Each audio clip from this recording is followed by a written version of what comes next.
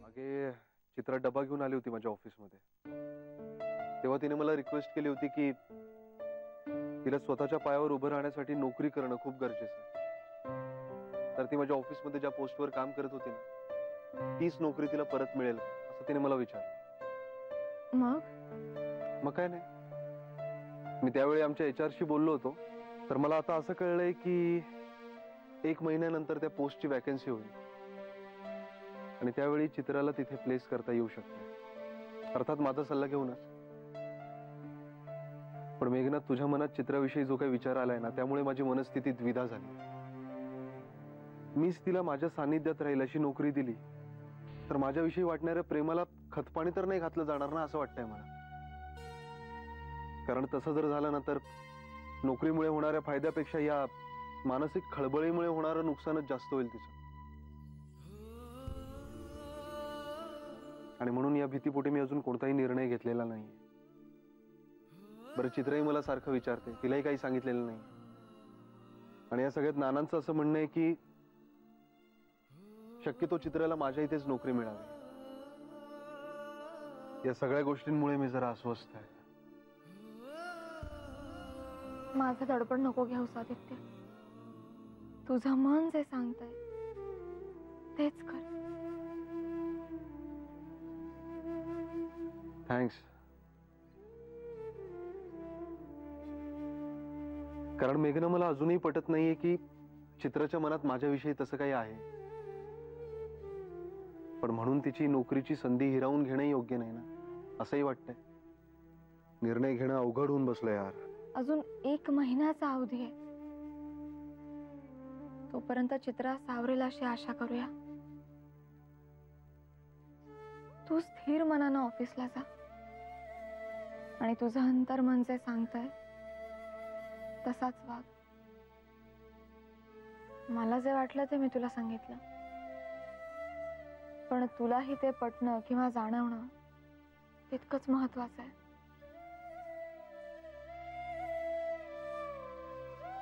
आणि थँक्स, तू तुझं म्हणणं माझ्यावर लादलं नाहीस. हो, शेवटी आपण एकमेकांपेक्षा स्वतःच्या आतल्या आवाजाला उत्तर द्यायला जबाबदार असतो.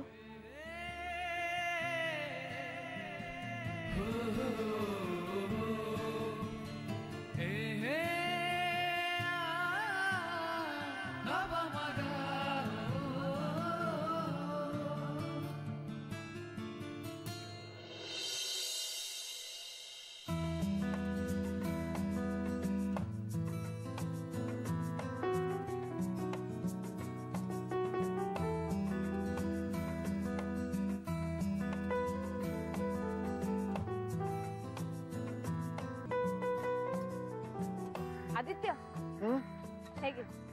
हे काय? तुला 3रा डबा लागतो ना खायला, म्हणून स्पेशली थालीपीठ केली तुझ्यासाठी. अगं, पण मेघनाने दिलाय मला 3रा डबा. असू दे, मला माहितीये तुला दर 2 तासांनी भूक लागते आणि थालीपीठ तर तुझ्या आवडीची आहेत. घे ना. अरे, काय प्रॉब्लेम आहे? तू कशाला एवढा त्रास करून घेतलास? तुम्ही माझ्यासाठी जे काही करताय त्याचं काय? अच्छा, परतफेड म्हणून करतेस काय? नाही,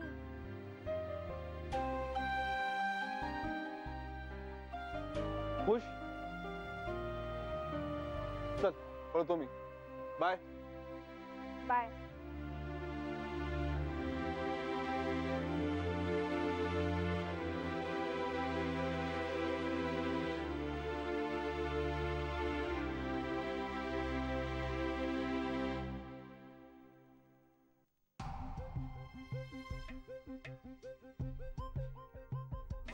चित्रा जरा पोरकत आहे हो. तुम्ही हुशार, समजूतदार. तुम्ही मनाचा मोठेपणा दाखवा. बघा, कल्याण होईल तुमचं. ठीक आहे, मलाच मनाचा मोठेपणा दाखवावा लागणार आहे.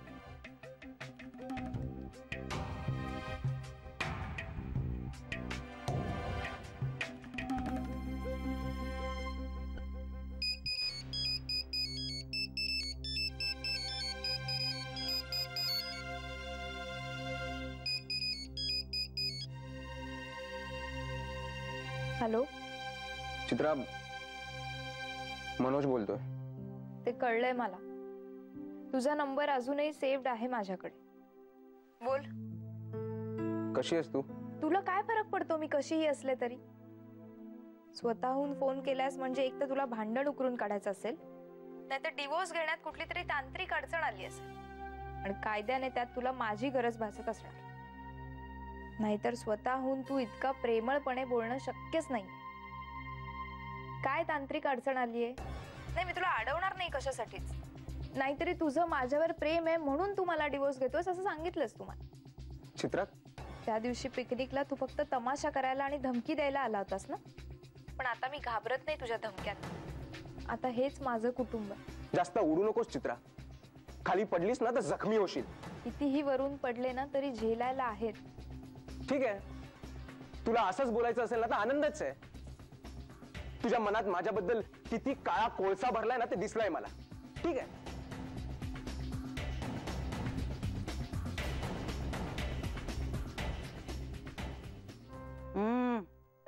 होतोय की नाही अभ्यास, का झोप येते? येते अधून मधून. जे म्हणूनच कोकम सरबत आणलंय बघ, कशी तरतर येईल आता अभ्यास करायला. थँक्यू माई. तुमचं हे माई स्पेशल कोकम सरबत माझ्या मागच्या परीक्षेलाही मला उपयोगी पडलं होतं. पण त्यामुळे माझी झोप आणि अभ्यासाची भीती दोन्ही निघून गेले. चला, अभ्यासाची भीती पळाली ना, हे उत्तम झालं. मी येते. मी बघते, तू अभ्यास कर. आदित्यच आहे, कळतंय मला. दिसतोय फोटो. तुला माहितीये का? मला काहीही माहित नाहीये. माहित तू? एवढा काही धक्का बसायला नकोय. तुझ्या बायकोचीच सेवा करतेय. बरं माहिती देतेस ना? थांब देते. हा बोल, काय सांगत होतास? काय नाही यार, तुला कल्पना नाही मेघना की सकाळी तुझ्याशी बोलून मला किती रिलीफ वाटला. म्हणजे हेच की तू तुझं मत माझ्यावर लादलं नाहीस. मला माझ्या मनाप्रमाणे वागायची मोकळीक दिलीस. त्यामुळे तुझ्या मताचं माझ्यावरचं दडपणही गेलं. कारण काय ना मेघना, आपण आता खूपच अवघड वळणावर आहोत. कोणत्याही परिस्थितीत मला आपलंच मिसकम्युनिकेशन नको आदित्य. वळण अवघड असो किंवा सोपं, ते पार करताना आपले हात एकमेकांच्या हातात हवेत. करेक्ट आहे. आणि मुख्य म्हणजे आपल्याला जे वागायचंय ते खरं आणि मनापासून हवं. त्या खरेपणाशी मला कोणतीही तडजोड नकोय. पण मला जर वळण अवघड आहे असं दिसलं तर ते तुला तसं सांगणं माझं कर्तव्यच आहे ना. आणि ते तू इतक्या छान पद्धतीने सांगितलंस ना मला की मला अभिमान वाटतोय तुझा. आपल्या तिघांचाही योग्य तो मान राखून तू मला सांगितलंस ते. पण मेघना, मला अजूनही वाटतंय की चित्राच्या मनात माझ्याबद्दल तुला वाटतं तसं काही नाहीये. ऑल राईट, पण मी जे म्हणतेय त्याचा तुला ज्यावेळी प्रत्यय येईल त्यावेळी ती गोष्ट प्रतिष्ठेची करू नकोस आणि मोकळेपणानं माझ्याशी बोल. इतकंच मी म्हणेन. Yes boss. बाय. बाय.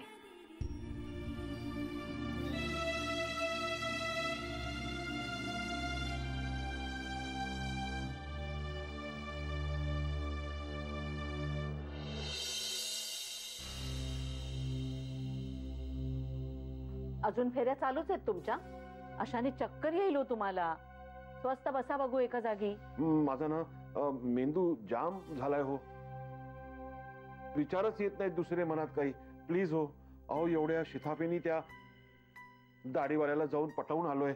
बाबा रे, जा विचित्राला तुझ्या घरी घेऊन ये. तुझ्याशिवाय तिला करमणार नाही. हात पुढे कर, मन मोठं कर, एवढं सगळं सांगून आलोय हो त्या दाढीवाल्याला. अहो, पण मग आता गाडी अडलीये तरी कुठे? अहो, नेमकं त्या दाढीवाल्यानी त्या विचित्रासाठी काय पाऊल उचललंय हे मला कळणार कसं हो बाबाजी? कसं कळणार त्यांनी नेमकं काय केलंय ते? काय करायचं बाबाजी मला मला कळत नाही. मी काय म्हणतो ना माधवी, आपण ना सरळ देसाईवाडीत जाऊया आणि अडून अडून सगळ्या गोष्टींची चौकशी करूया. हा, काय कळत नाही हो बाबाजी, कन्फ्यूज झाले हो बाबाजी. मार्ग दाखवा हो बाबाजी. त्या विचित्राच्या बाबतीत त्या दाढीवाल्यांनी नेमकं कुठलं पाऊल उचललं हे कळण्याचा काहीतरी मार्ग सुचवा हो बाबाजी. लक्ष असू द्या हो बाबाजी. ऐको नको रे देवा. ऐक देवा. माई? मान मागे टाकून बसा. हो, हा उन्हाळा सुरू झाला ना की माझं असंच सुरू होतं बघ. डोळ्यांची नुसती आग आग होते माझ्या. वा वा वा वा चित्रा, थंड वाटतंय, अगदी बरं वाटतंय. हो कुरिअर. अगं बाई, नेमका आत्ता आला हा. मी बघते माई. बघ बघ.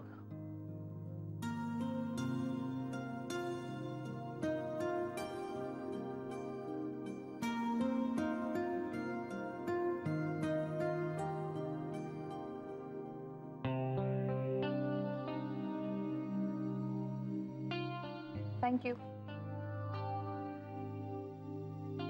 कुणाचं आलंय ग कुरिअर? अर्चू वहिनीसाठी आलंय. मी तिला देऊन येते.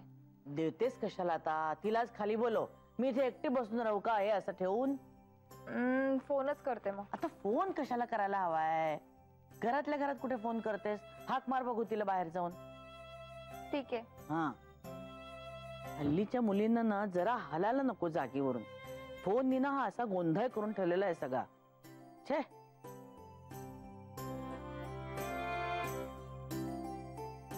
येते म्हणाली. काय करत होती? झोपा काढत असेल ना? हो. काय आलंय कुरिअर? कोण असतो? चेक आलाय की पुन्हा ऑर्डर आली? काय ग माई, कशाला उठवलं झोपेतून? चांगलं खाऊन पिऊन झोपले होते मी. कुरिअर आलंय बघ तुझं. कुरिअर? ऑर्डर आली वाटतं. ऑर्डर. असं नको बोलू सांग. मग चेक आला असेल. अगं बाई, काय ग, काय झालं? हा, शक्य नाही. काय शक्य नाही? नीट सांगशील की नाही? माई, 200 ड्रेसची ऑर्डर आली आहे. बघ, मी म्हंटल की नाही तुला. आणि ती सुद्धा 1 महिन्यात पूर्ण करायची आहे. अगं उत्तम आहे की मग. करून टाक की, नाहीतरी उद्योग काय तुला दुसरा. एक छे ग माई, सारखं सारखं तेच तेच काम काय करायचं? मला खूप बोर होत. मला आवडत पण नाही. म्हणून तुला सगळेजण बोलत असतात. आरंभशूरच नुसती तू. आता एवढी चांगली ऑर्डर आली आहे तर करून टाक की पटकन. त्या ड्रेसचं मरू दे. चहा करून टाक माझ्यासाठी पटकन. तूच कर जा पटकन. चित्रा मस्त करते चहा. कर ग पटकन. बघितलंस ना कशी येते? करते मी. हा, आळशी नुसती.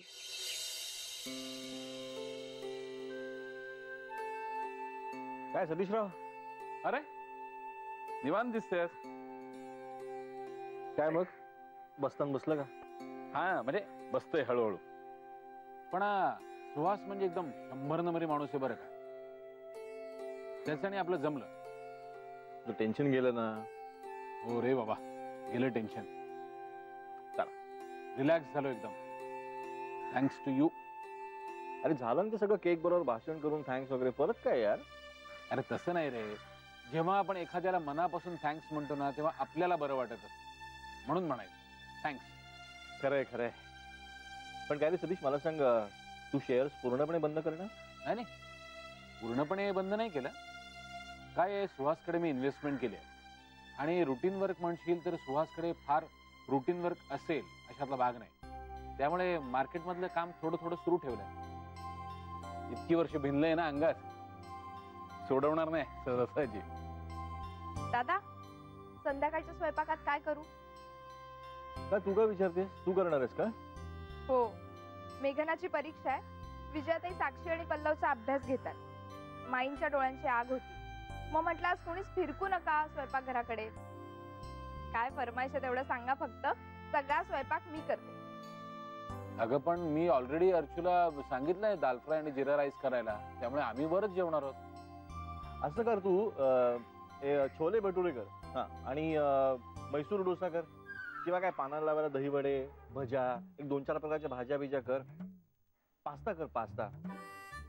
शिवाय काय आहे, लोणचं आहे आपल्याकडे घरामध्ये, पापडी पण तळ मस्तपैकी, गरम गरम भाकऱ्या कर, वांग्याचं भरीत कर, आणि गोड काय करायचं तुला माहितीच आहे, हो की नाही?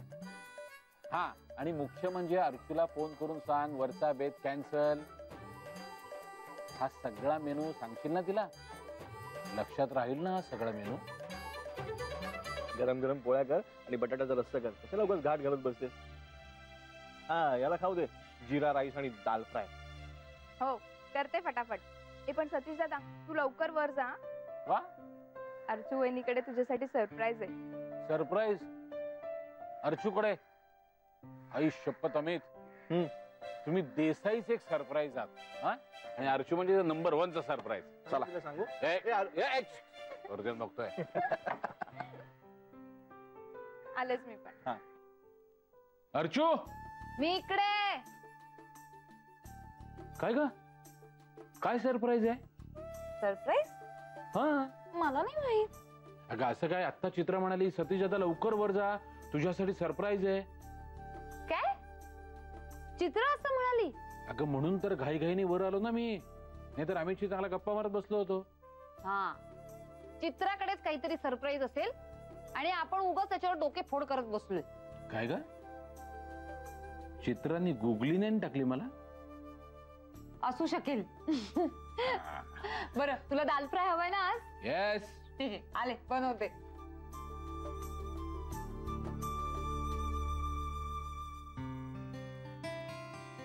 अर्चू, हो.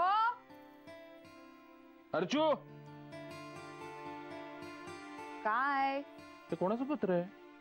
अरे सतीश, ते पत्र वाचायच्या फंदात पडू नकोस तू. 200 ड्रेसची ऑर्डर आलीये पुन्हा, आणि मी काही ती पूर्ण करणार नाहीये. हा, एकतर तेच तेच काम करून ना मला फार कंटाळा येतो. हे बघ, तुला दाल फ्राय हवंय ना, ते मी करून आणते, आणि ते ट्रेस मी पूर्ण करणार नाही म्हणजे नाहीये, कळलं? मिसेस दुसाने, बसा. अहो बसा, हो बसा बसा बसा बसा. काय आहे दुसाने मॅडम, आपण उत्साहाच्या भरात 1 वर्षाचा बॉन्ड साईन केलाय ना? अय्या कधी? अय्या कधी काय, अय्या कधी? तूच म्हणालीस ना सही केली म्हणून. मी विचारलं होतं वाचलंयस का नीट सगळं म्हणून. मी नाही बाबा जा. नाही, तू म्हण मी नाही जा बाबा, परंतु ट्रेस करावेच लागतील.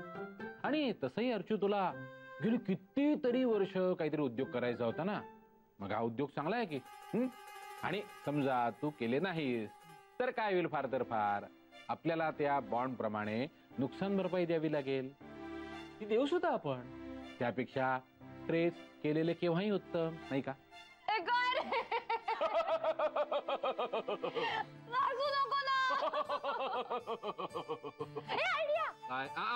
अर्चू, अर्चू, मी यावेळी कुठल्याही प्रकारची मदत करणार नाही.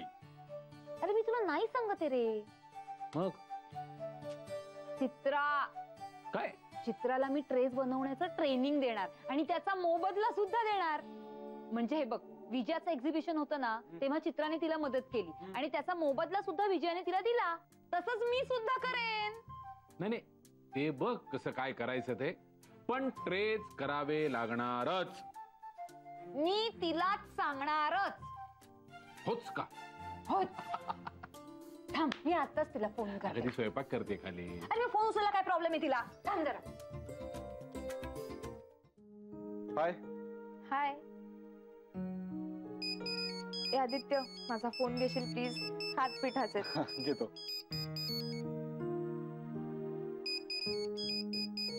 हे ग, अर्चूच आहे. बोल ना. हा बोल अर्चू. अरे तू कसा काय फोन उचललास? चित्रा कुठे आहे? तिला म्हणा लवकर वर ये. हा, तुला ताबडतोब वरती बोलवलंय. तिला सांग मी पीठ मळतेय, ते झालं की लगेच येते. ती पीठ मळते, ते झालं की ती लगेच येते. अरे पण तिला सांग लवकर यायला वर. लवकर ये म्हणते. ओके. हा. हे काय यार, तुझा फोन कटच होत नाहीये. बघ ना जरा पटकन. आले, थांब.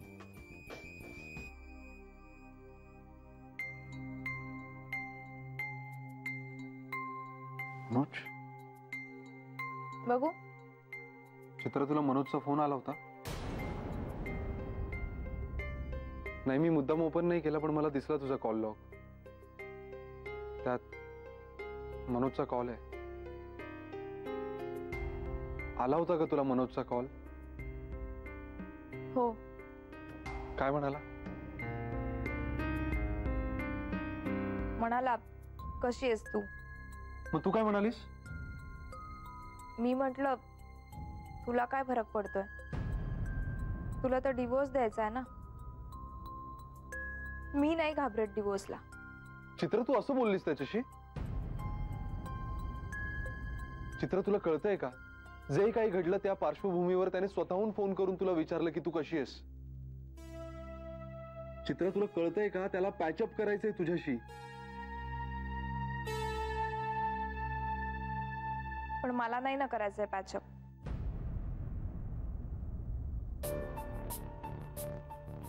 का नाही करायचंय? मी सगळं विसरून परत गेले होते. तेव्हा कसा वागला तो? परवा पिकनिकलाही आला होता, तेव्हाही कसा वागला बघितलंस ना तू? नाही आदित्य, ते सगळं संपलंय आता. नाही चित्रा, प्रेम नाही संपलंय. हा सगळा तुमचा इगो आहे. चित्र, तुला पॅचअप करावंच लागेल. का नाही करायचं यार पॅचअप?